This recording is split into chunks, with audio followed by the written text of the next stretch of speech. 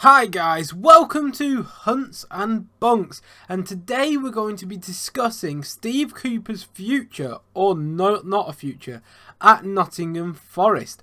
Obviously they currently sit bottom of the league table after their 4-0 defeat to Leicester last time out, and the newspapers are reporting that Rafa Benitez could be the next man in that Forest hot seat.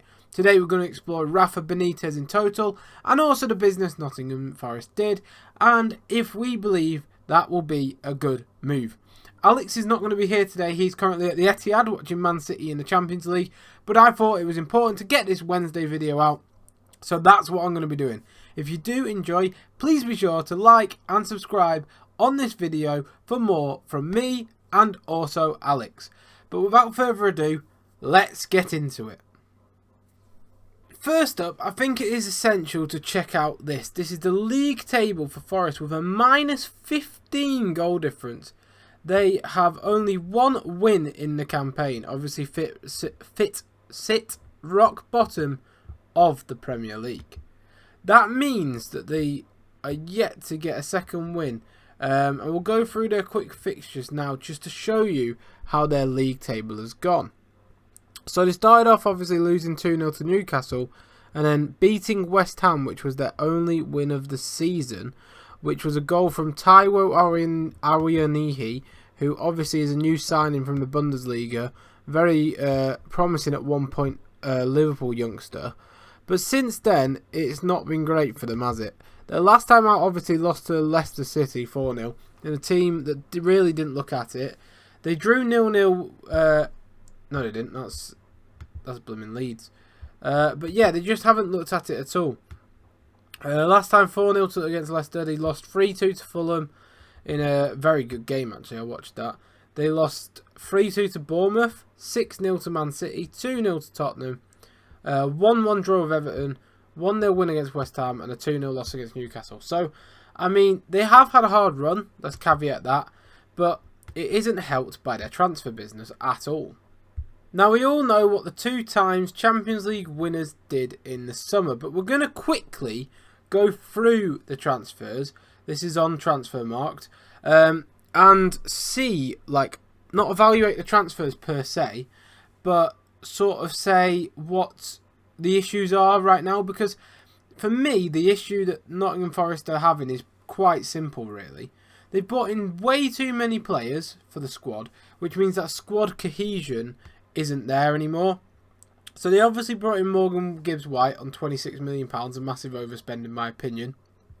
Taiwo Awoniyi, Neco Williams, Emmanuel Dennis, Aurel Mangala, Moussa Niakite, Biakone, O'Brien, Frula, Omar Richards, Renan Lodi, Zhou Huang, Willy Bollitt, Tafolo, Baumler, Aguilera, Jesse Lingard, Kouyaté, Wayne Hennessy, Dean Henderson, Bede, Serge Aurier, Kanuric, Panzo, Da Costa, Maiton, Carl Jenkinson, Lenono and Aguilera all did actually come back from their loan.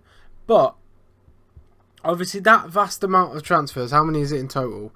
18 incomings, 28 incomings and 18 departures. It's just not the same squad, is it, that brought them up?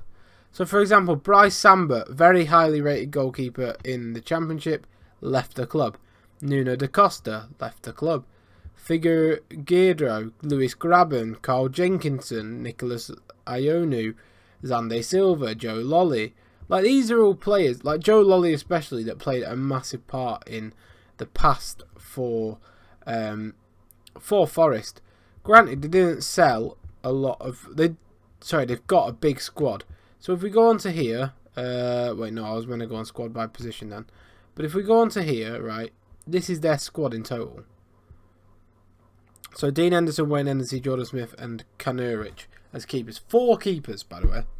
Niakite, Balde, Joe Worrell, Willy Bolly, Steve Cook. So, as all centre-backs, you only really need 4 centre-backs, that's mental. Lodi, Richards and Toffolo as the left-backs. Right-backs, they have 3 again, Neco Williams, Biakone and Serge Aurier. Defensive midfield, they got 2, which is fine, Kouyaté and Colbeck, but Kouyaté obviously sometimes plays centre back. And what I'm really getting at here, because obviously I can go through this till the cows come home, is they don't have a cohesive first team, they don't have a team that's gelled together, and therefore there's no squad cohesion. Now, I think it's harsh to blame Steve Cooper, because while I think a lot of the signings will be on him, he will have decided, yes, I want that player, no, I don't want that player. I don't believe all of them are. I believe some of the signings will have been against what he wished to do in the market, and it's not been ideal from a squad point of view. They're very set up to go down and probably come back up, and I don't think, personally, changing the manager should be something that they should do at all. However, with the league table being as it is and how gung-ho Nottingham Forest were with signing players, I do actually believe that Steve Cooper will be the first to be sacked, and therefore he will be relieved of his duties at Nottingham Forest. That being said, I do believe that he could turn it around quite easily. Now, the next part of this is we've got to look at who would replace him. Now, the bookies' favourite from what was all going around today is Rafa Benitez. He obviously most recently managed Everton Football Club, but he's a serial winner. Obviously, that's his Wikipedia page if you want to read it there. And he had time at Liverpool, where he was most known to English fans, but he also did manage Real Madrid, Chelsea, Newcastle, and he's held in such high esteem, especially by Newcastle fans, for the job he did there, keeping them up consistently. Obviously, he did go down with them, but he stayed there, won the championship, got back up, and is a very astute football manager. So how did he set up, right? Because he is a very defensive manager, and therefore it can be quite depressing to watch his football. But he's successful in what he does. He can work on a shoestring budget if needs be, which Forest definitely do not have.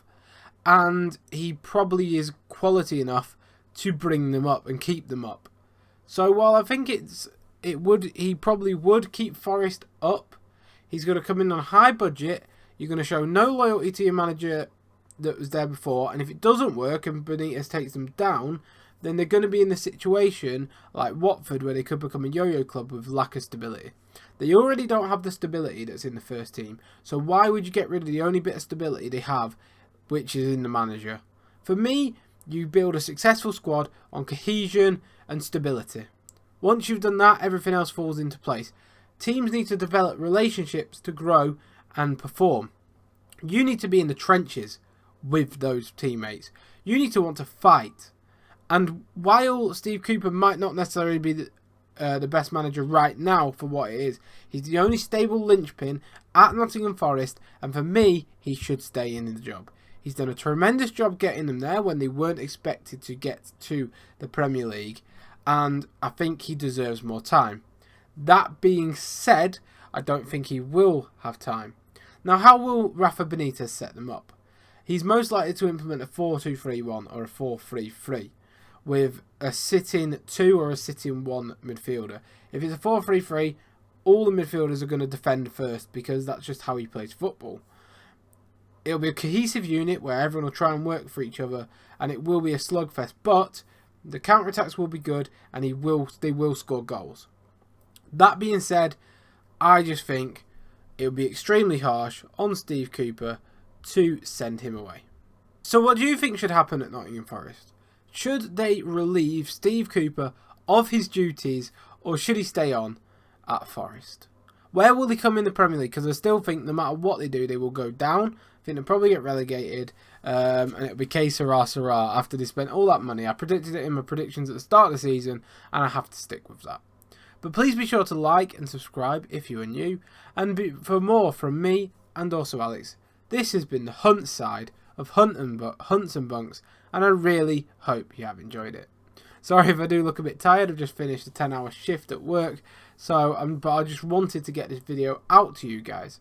So I would really, really appreciate you hitting that like button and clicking subscribe. Thank you very much for watching, and I'll see you next time. Goodbye.